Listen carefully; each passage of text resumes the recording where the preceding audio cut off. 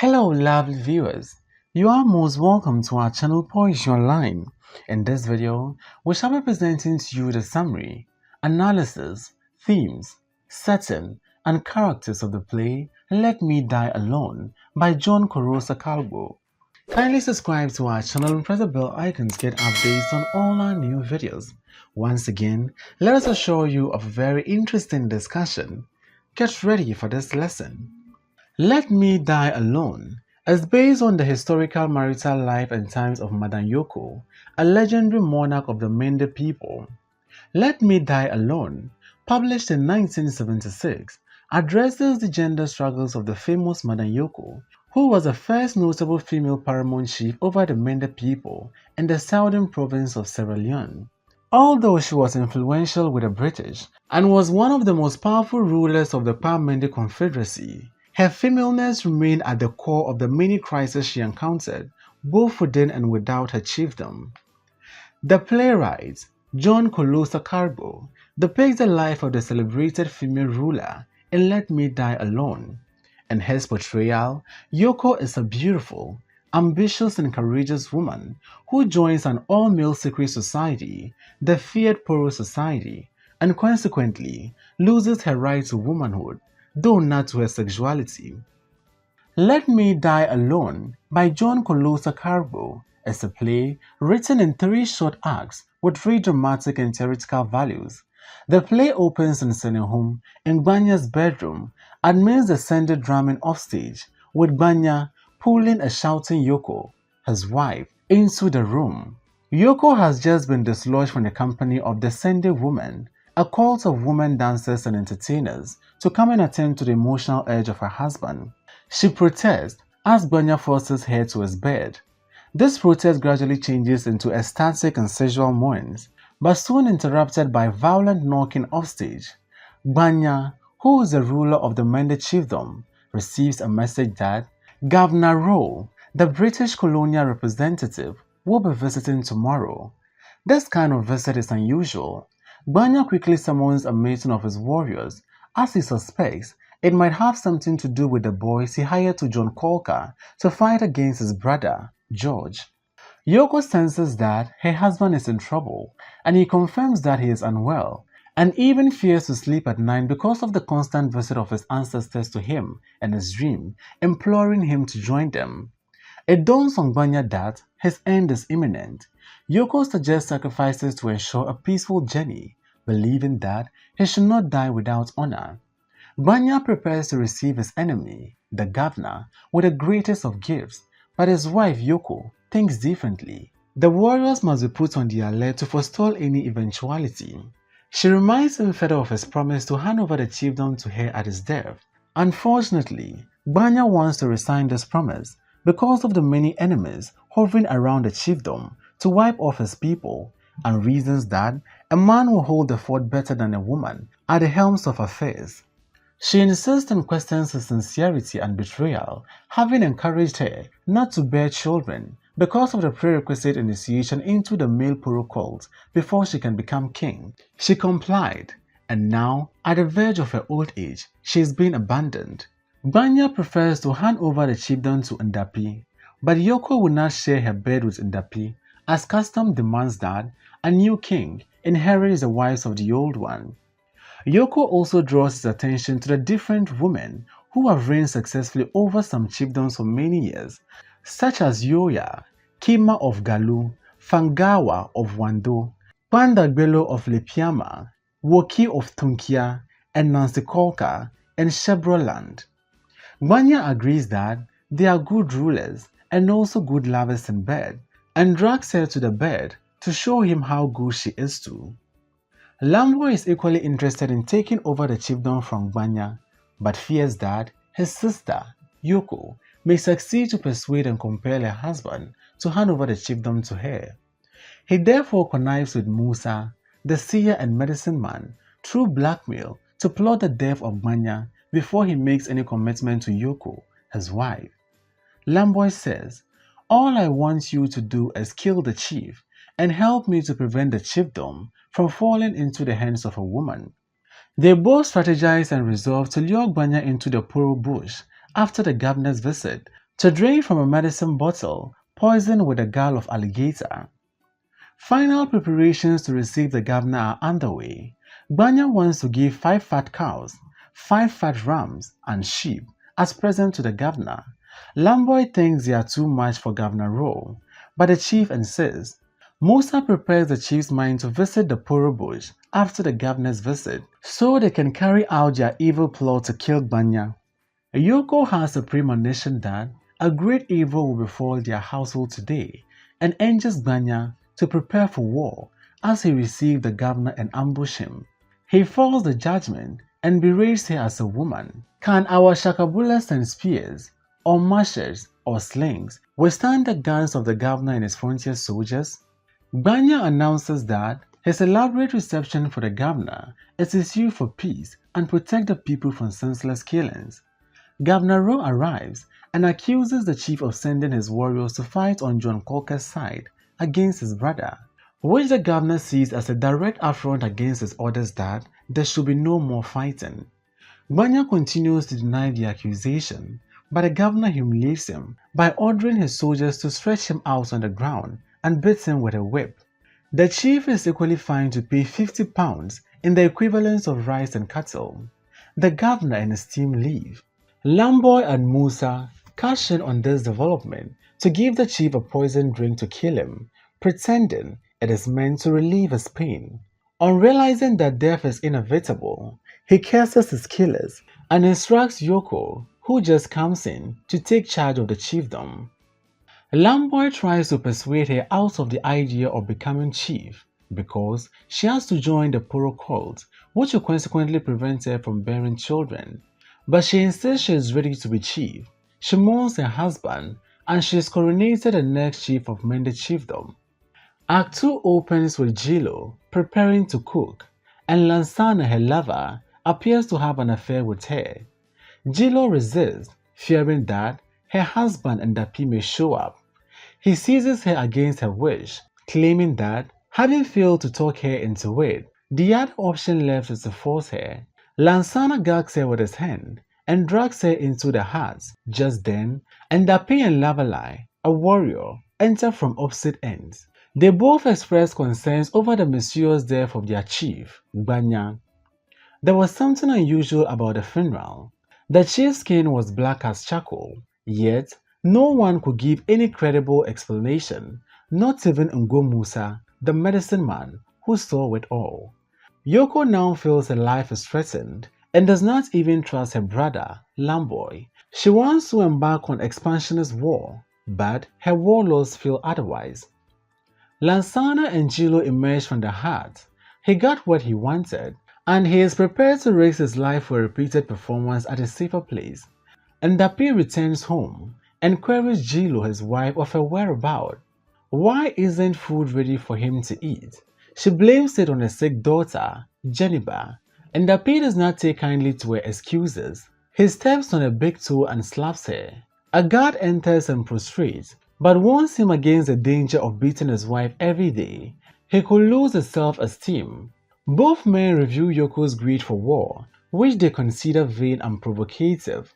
Jilo also reveals Yoko's plan to move the chiefdom from Senehu to Moyamba. We meet Yoko in a royal splendor in a palace in Moyamba, with many women attending to her needs. They all like it here in Moyamba. The chiefdom has expanded even more. Yoko reminisces her dead husband. Musu and Fanny, her maids, think his spirit is guiding her because in Moyamba they have found peace and the governor is very happy.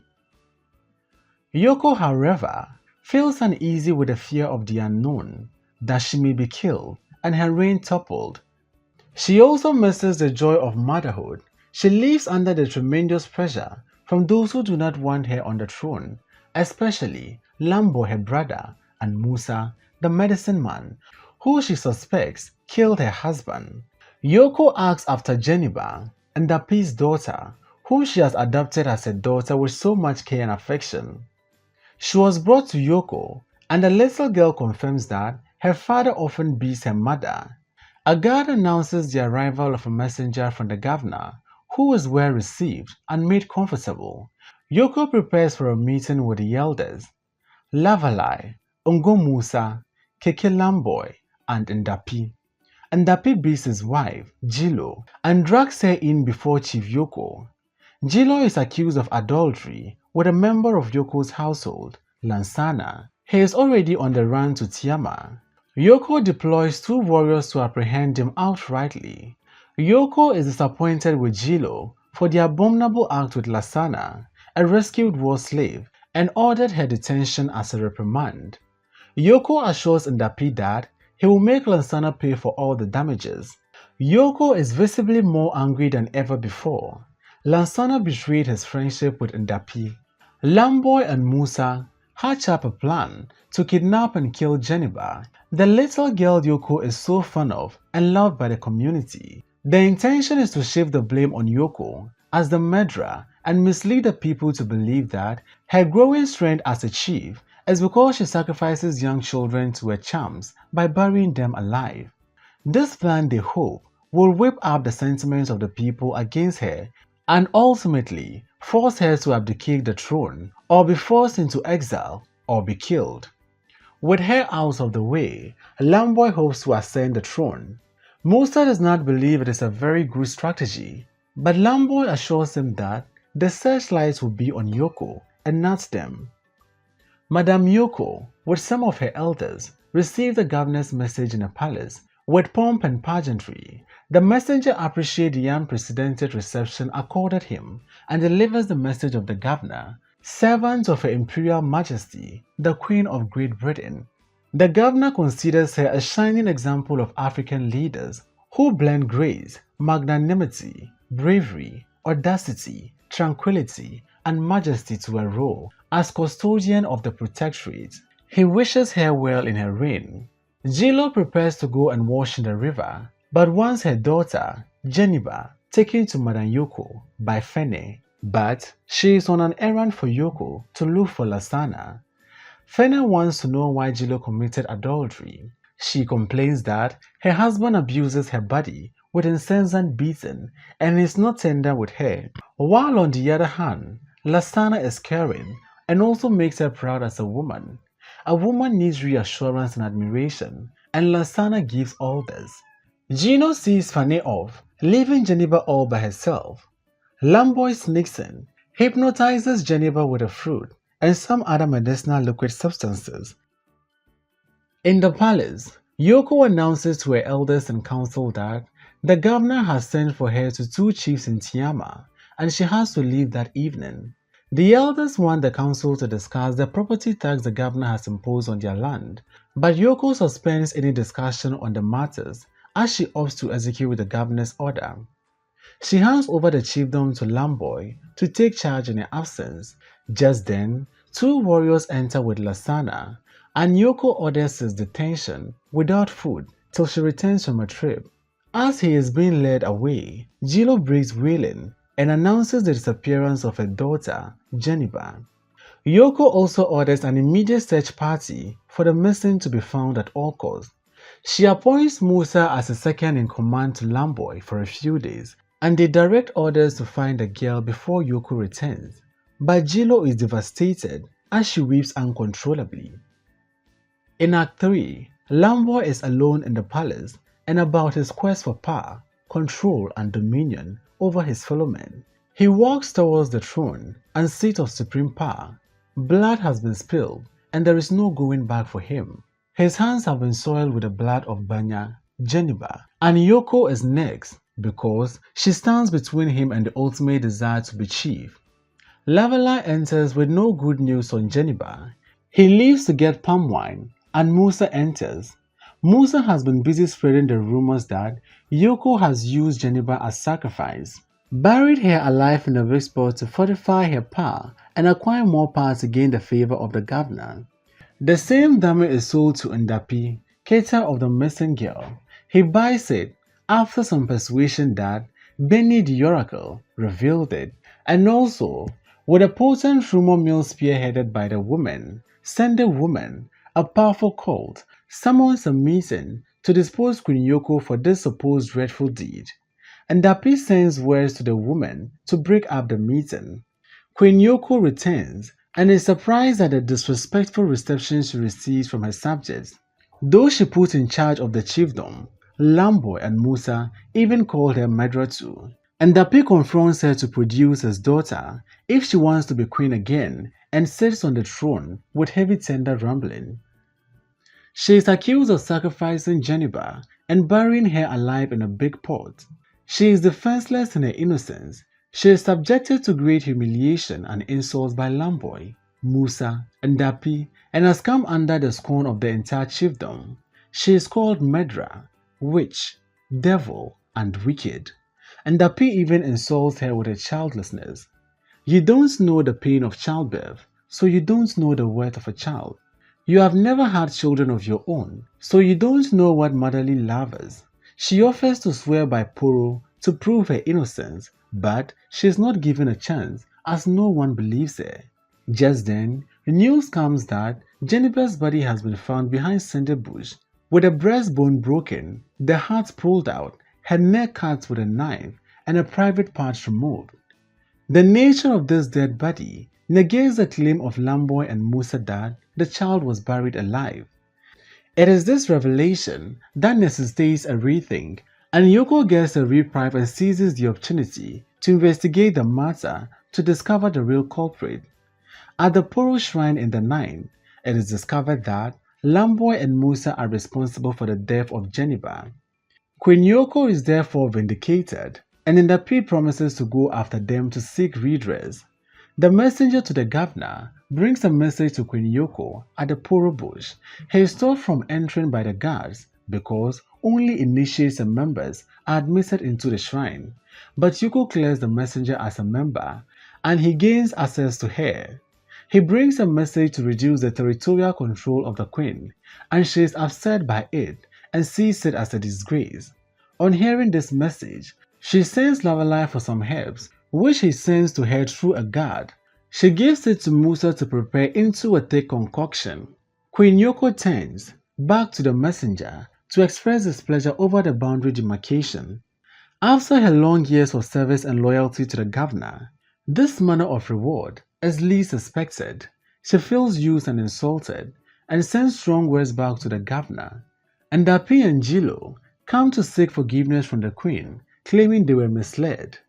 Lamboy and Musa set a trap for them. The queen will hear none of their apologies. She recalls that her late husband warned her that behind every set of white seeds there lurks an evil plot in mind. She dismisses the couple and the messenger. The concoction is ready, and Musa suspects that it is poisoned and wanted to drink it first before the queen. Yoko says, "No, let me die alone," because she has enjoyed the fruit of power alone, known and enjoyed the grandeur of the high office alone. She drinks the poison to die and avoid the humiliation of her power being whistled down by the governor. In death, she hopes she finds peace and never be used again. She connects with the noble ancestors of the land to receive her slams to the ground and send word to the entire chiefdom not to be mourned as she did not bring a child to this world. She dies and a dirge rises. Thanks for watching this video. Please don't forget to like, comment, subscribe and share this video.